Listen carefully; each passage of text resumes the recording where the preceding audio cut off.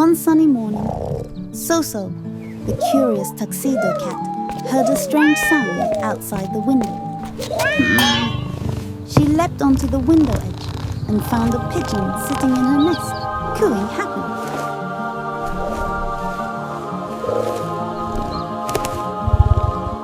The pigeon flew away.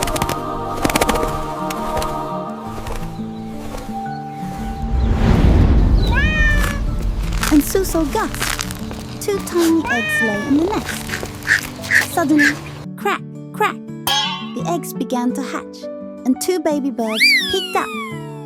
The next day, the girl looked everywhere for Souso, until she found her sitting proudly on a nest made of her socks. But wait!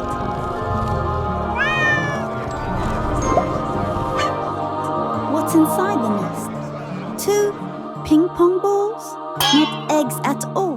Ha ha ha ha ha ha.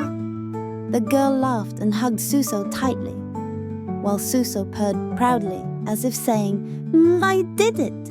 I did it!